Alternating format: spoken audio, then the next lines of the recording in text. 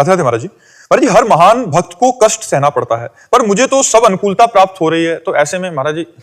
तो अभी डिग्री की पढ़ाई अलग होती नहीं, ककारा की पढ़ाई अलग होती है। अब काका गागा पढ़ने वाला विद्यार्थी ही डिग्री में पहुंचेगा, लेकिन अभी डिग्री में थोड़ी पहुंचे हो। जब आपकी पढ़ाई आप भक्ति की चरम सीमा का स्पर्श करेगी तो जीना मुश्किल हो जाएगा, पूरा जीवन हो गया कष्ट ही सहते हुए, पूरा जीवन। जब भूख थी तब भोजन नहीं था, आज भोजन है तो पा नहीं सकता हूं। तो हर कष्ट सहना पड़ा था, हर कष्ट, विरोध का कष्ट, शरीर का कष्ट, समाज का कष्ट, हर कष्ट सहकर भगवान, मतलब पूरा जीवन कष्ट में। एक सेकेंड के लिए मनोरंजन नहीं, कोई टीवी मोबाइल ये सब जिंदगी में। जब पता है झूठा है तो मन ही नहीं लगता है, सत्य वस्तु कोई हो तो देखे, सब झूठा।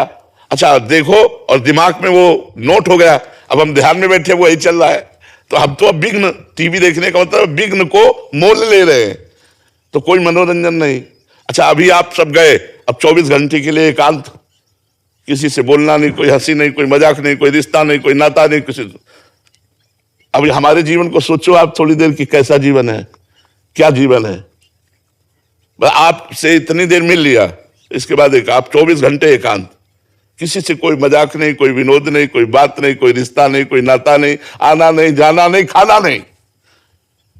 तो जब चरम सीमा की भक्ति आती है तो अनंत जन्मों के पापों का नाश होता है। आखिरी जन्म होता है तो सब कुछ भुगता के यहां से होता है। बड़े बड़े महापुरुषों को यहां दुखमय कष्टमय जीवन व्यतीत करके शरीर छोड़ना पड़ा। उड़िया बाबा के ऊपर गड़ासे चले, इतने बड़े बड़े पापी, इनको दंड नहीं मिला, और इन महात्माओं को दंड मिला, महात्माओं को कष्ट दिया गया। गुरु गोविंद सिंह के दोनों बच्चे चुना दिए गए, दीवार में चुना दिए गए, और गुरु अर्जुन देव जी को कितना कष्ट।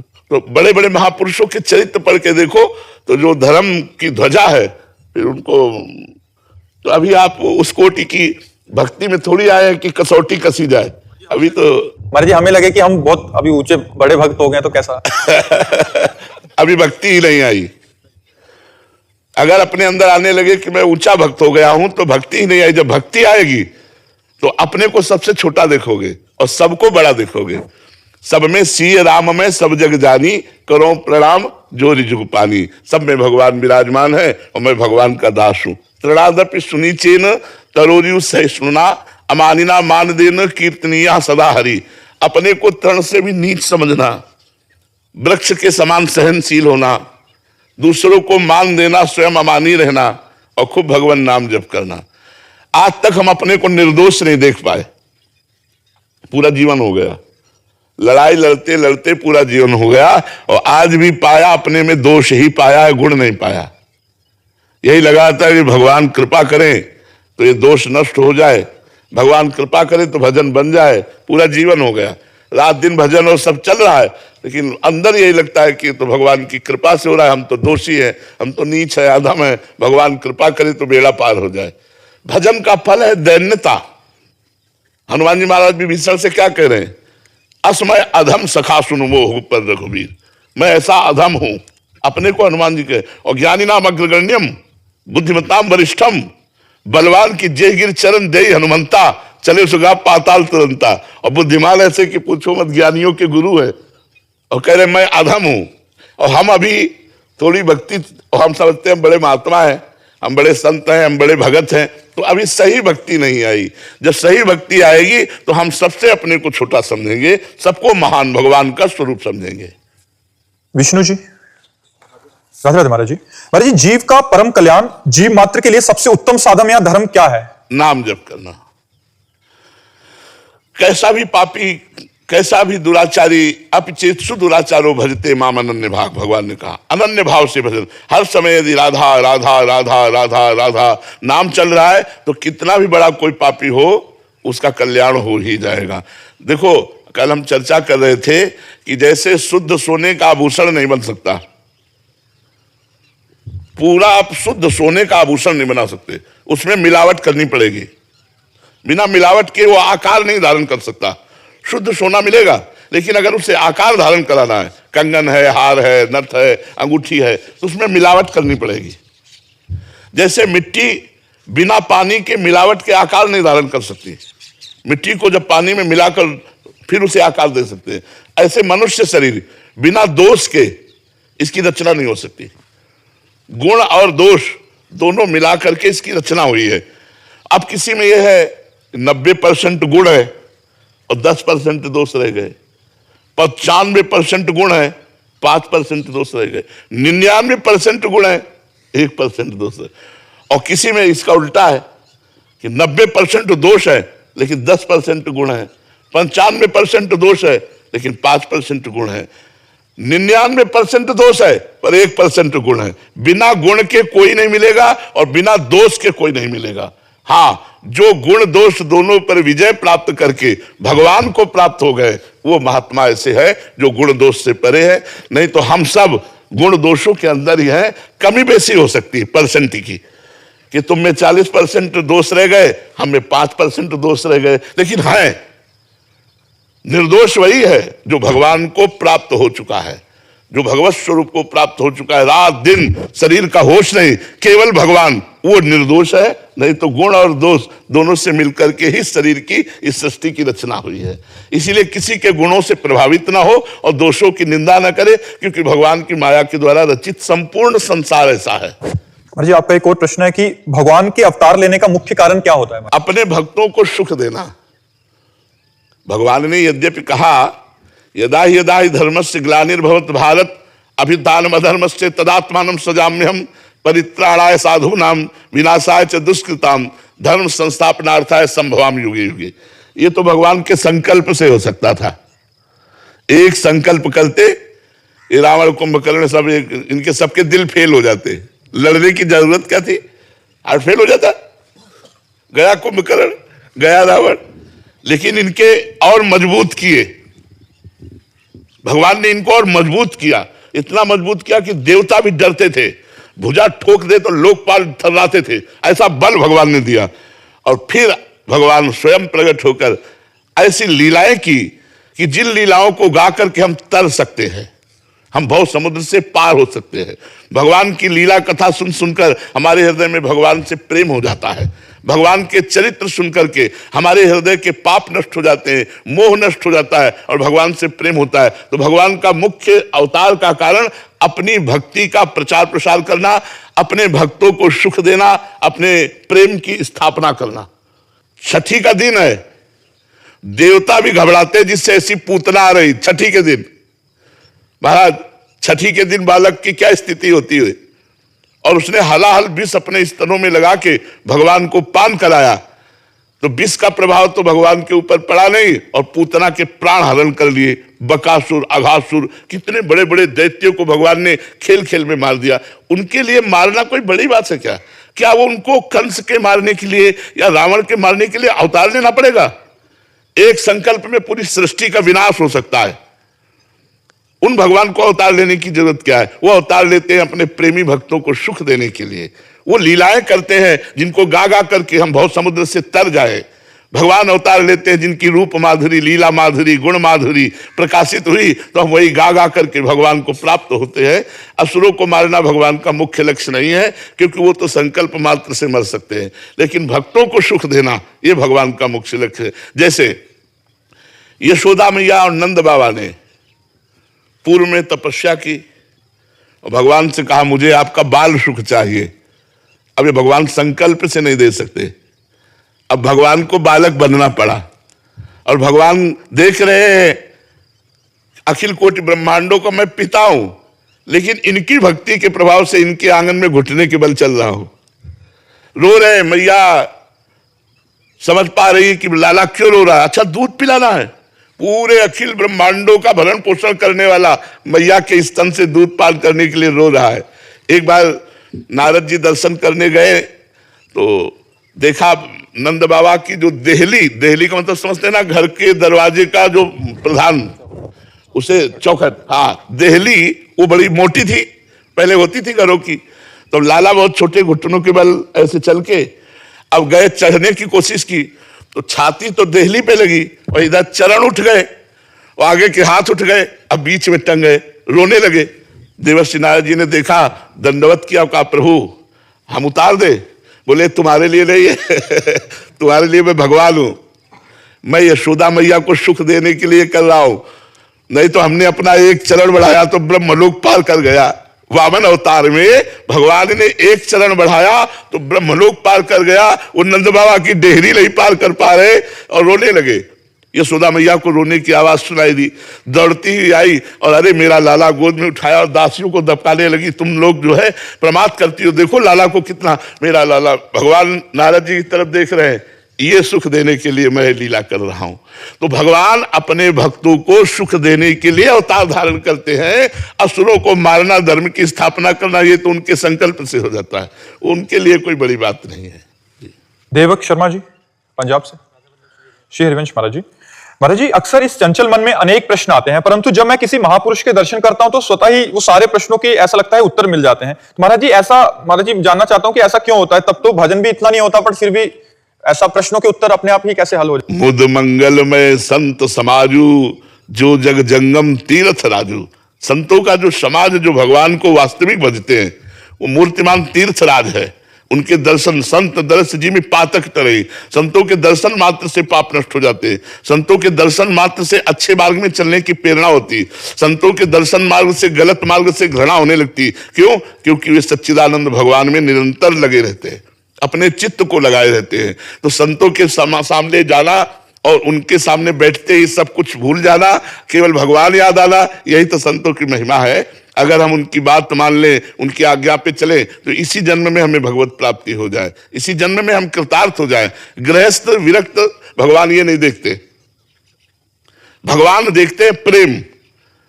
देखो दंडकारण्य के ऋषि विरक्त हैं सब, और मैया सबरी के प्रभु बेर पा रहे, ना किसी ऋषि के आ गए, किसी ऋषि के आ नहीं गए।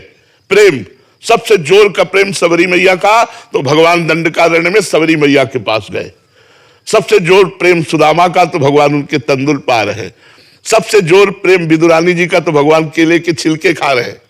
प्रेम, भगवान गृहस्थ विरक्त नहीं देखते, प्रेम देखते। तो जो भजन करने वाला है, भगवान में चित्त जोड़े है, जब हम उसके पास बैठते हैं तो मन को शांति मिलती है, दर्शन से सुख मिलता है, हृदय प्रश्न रहित होने लगता है, हृदय में एक जलन भी होती है। संतों के दर्शन से एक जलन भी होती है, मैं गलत कार्य करता हूं, अब नहीं करूंगा, ऐसा आने लगता है संतों के दर्शन से। इसीलिए संतों के दर्शन करने लोग जाते हैं कि भगवान के प्रति हमारा उत्साह बढ़े और गंदे बातें हमारे अंदर से हटे। ये संतों के दर्शन से, उनके संभाषण से प्राप्त होती है।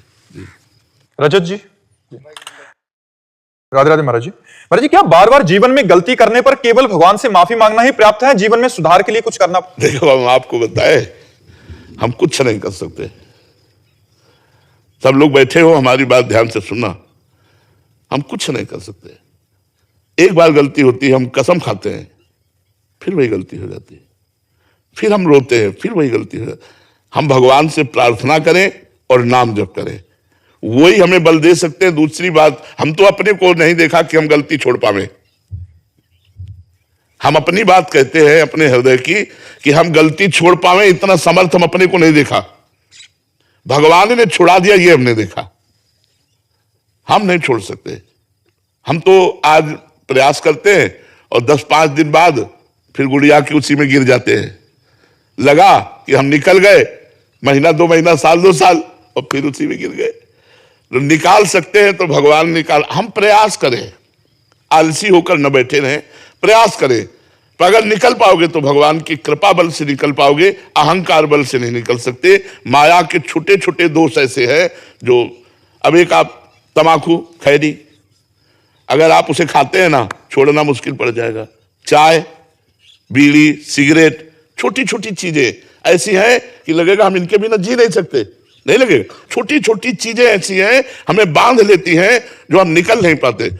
भगवान कृपा करे तो छूट जाए। तो छोटे छोटे विषय में, एक खेत यहां जोत रहा है और दूसरा आधा किलोमीटर दूर जोत रहा है, और खैनी खत्म हो गई है तो वो आधा किलोमीटर चल के जाएगा। ए भाई, इतने बड़े बड़े भोगों का त्याग करना, विषयों का त्याग करना तो बहुत कठिन बात है। हम छोटी छोटी बात नहीं छोड़ सकते। तो हमको तो यही लगा कि भगवान की कृपा से ही भोगों को छोड़ा जा सकता है। इसलिए नाम जप करो और भगवान से प्रार्थना करो। वैभव जी महाराष्ट्र। राधे राधे महाराज जी। महाराज जी ईश्वर का वास कहाँ है? सर्वत्र, सर्वत्र।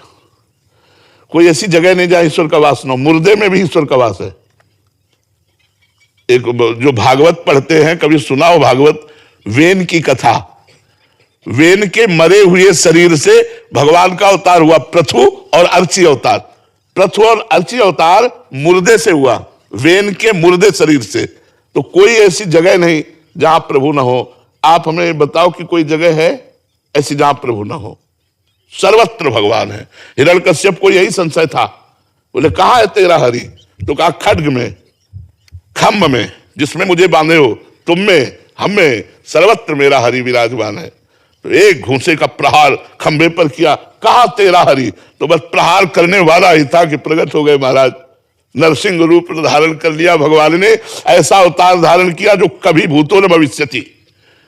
छूट गई ढाल तलवार हाथ से, कांपने लगा वो रुद्र रूप भगवान का, भयंकर नरसिंह रूप, और दहाड़ मारी तो त्रिभुवन कांप गया। खंबे से भगवान प्रकट हो गए। नामदेव जी ने भाव किया तो कुत्ते से भगवान प्रकट हो गए। सुना है ना कथा? तो भगवान सर्वत्र है, हम जहां से भाव करें वहीं से भगवान प्रकट हुए। और भाव न करे तो भगवान में भी भगवान नहीं दिखाई दे रहे थे दुर्योधन को। दुर्योधन को भगवान में भी भगवान नहीं दिखाई दे रहे थे। और भाव करे तो कण कण में भगवान है, कोई ऐसी जगह नहीं जहां भगवान ना हो। तन्वी जी ग्वालियर से। राधे राधे महाराज जी। महाराज जी, डिप्रेशन और क्रोध जो होता है महाराज जी, कितना नाम जप करने से महाराज जी खत्म हो जाता है? देखो, इसमें प्रधानता भाव की है। अगर हम भाव से जप करें तो कम जप में हमारा काम बन जाएगा। अगर हमारा भाव नहीं बनता तो फिर अधिक जप करना पड़ेगा। इसके लिए हम कोई संख्या निर्धारित नहीं कर सकते। जब तक हमारा पूर्व पाप नष्ट नहीं होगा तब तक वो हमें दंड देना बंद नहीं करेगा। डिप्रेशन आना ये हमारे पूर्व पाप का फल है। अधिक सोच होना, व्यर्थ सोच होना, डरावनी सोच होना, निगेटिव सोच होना, ये जो हमारे अंदर आती है ये हमारे पूर्व पाप से आती है। भजन करने से पाप नष्ट होता है। अब कितना वो पूर्व पाप है हमने तो देखा नहीं, वो तो भगवान जानते हैं। तो आप खूब नाम जप कीजिए, जब वो खत्म होगा हो जाएगा। लेकिन वर्तमान में तुम्हें शांति मिलने लगेगी, वर्तमान में तुम्हारा निगेटिव भाव खत्म होने लगेगा जितना नाम जप करोगे। और परिणाम में तो महामंगल होगा ही, आनंद होगा ही। लक्ष्मी जी मुजफ्फरनगर से। राधा राधे जी। महाराज जी, हम गृहस्थी में इतना रम चुके हैं कि निरंतर नाम जप भी नहीं बन पा रहा। महाराज जी, ऐसे में हमें श्री जी की प्राप्ति कैसे होगी? लालसा तो है पाने की। देखो, अभ्यास करना होगा। अभ्यास योग युक्तेन चेतसा नान्यगामिना। गृहस्थी में क्या, व्यक्ति में भी अगर आप नाम जप नहीं कर रहे हो तो पॉइंट तो 0 है ना। नंबर 1 नाम है और 0 0 सब कार्य है। अगर 1 एक अंक लिख दिया और फिर 0 तो उसका मार्क तो बढ़ गया, फिर 0 तो 10 गुना मार्क तो बढ़ गया, और 1 हटा लो तो 0 0 0 क्या मार्क तो रहा। नाम है अंक और जितने कार्य है वो सब है 0। तो अगर हम अभ्यास करें, सोहनी लगा रहे राधा राधा राधा, रोटी बना रहे राधा राधा। अब चूंकि हम नाम पर ध्यान नहीं दे रहे, नाम पर महत्व बुद्धि नहीं है, इसलिए हम कार्य में इतना रम जाते हैं कि नाम अपना भूल जाते हैं प्रभु का और काम में रत रहते हैं। यदि हम नाम जपते हुए काम करने का अभ्यास करें तो निश्चित कर सकते हैं। चाहे वो फावड़ा चलाना हो, चाहे रोटी बनाना हो, चाहे झाड़ू लगाना हो, चाहे व्यापार करना हो। लोग कहते हैं हम 10-10 घंटे ऑफिस में रहते हैं, तो ऑफिस में क्या फावड़ा चला रहे हो? 10 मिनट 20 मिनट, इसके बाद बोला राधा, फिर 10 मिनट राधा, खाली बैठे काउंटर अंगुली में पहने हुए राधा राधा राधा। आप भजन को महत्व दें तो भजन कर सकते हैं। आप भजन को महत्व ही नहीं देते, नाम जप को महत्व ही नहीं देते, इसलिए नाम जप नहीं हो पाता। आप नाम जप का महत्व दें और बार बार अभ्यास करें नाम जप को, तो बिना किसी माला काउंटर के भी आप जप सकते हैं। सोनी लगा रहे हैं, पोछा लगा रहे हैं, बाल भोग तैयार कर रहे हैं, बच्चों को तैयार करें राधा राधा राधा राधा, ऐसा हो सकता है अभ्यास के द्वारा। यदि अभ्यास सही हो जाए तो गृहस्थी में खूब भजन हो जाए। और देखो, बिना भजन के तो संसार से मुक्त नहीं हो सकता, पापों का नाश नहीं हो सकता, दुख की निवृत्ति नहीं हो सकती। अगर ये करना है तो भजन करना ही पड़ेगा। इसलिए आज कर लो चाहे कल करो, भजन तो करना ही पड़ेगा। रक्षित जी। राधे राधे महाराज जी। महाराज जी, कभी कभी कंफ्यूजन होता है कि दिनचर्या में मतलब सेवा ज्यादा प्रधान रखें या सत्संग सुने या मतलब नाम जप करें, शरणागत मंत्र जप करें। देखो, चतुराई से अपने मन को देखना है। कभी कभी मन सुनने में नहीं लग रहा, पढ़ने में लगा दिया, पढ़ने में नहीं लग रहा, जपने में लगा दिया, जपने में नहीं लग रहा, गा रहे हैं, पद गा रहे हैं, किसी में मन नहीं लग रहा, किसी में नहीं लग रहा, तो हम सो जाएंगे लेकिन गलत कार्य नहीं करेंगे। चतुर आदमी वही है देखे कि इस समय हमारा मन क्या चाहता है। कभी कभी मन देखने में लगता है कि आपको देखना चाहिए, संतों का समागम देखो, रामायण देखो, महाभारत देखो, भागवतिक देखो, गंदी बात मत देखो। कभी कभी मन कहता है हम बोले, गाओ खूब भगवान के सुंदर नाम कीर्तन पद है, तो हमें कभी कभी मन होता है बिल्कुल शांत हो। अब जब मन शांत है तो हमें कुछ नहीं करना, अब उसको प्रभु में लगाओ, अंदर लगाओ। तो इसे वेग कहते हैं, वाणी का वेग, उदर का वेग, श्रवण का वेग, नेत्रेंद्रिय का वेग, ये वेग आता है, हम उसका सदुपयोग करें। अब हमारा मन शांत हो रहा है और हमसे कहा जाए पाठ करो तो नहीं हो पाएगा। अब हमारा मन पाठ करना चाहता है और हम शांति से माला लेके बैठे तो नहीं होगा, हमको देखना होगा। अब जैसे हमारा मन है कह रहा है कि इस समय हमको मीठा चाहिए, तो हम प्रयास करते हैं मीठा है क्या कुछ, हाँ है, लाओ भोग लगा के लाओ, पहले पा ले।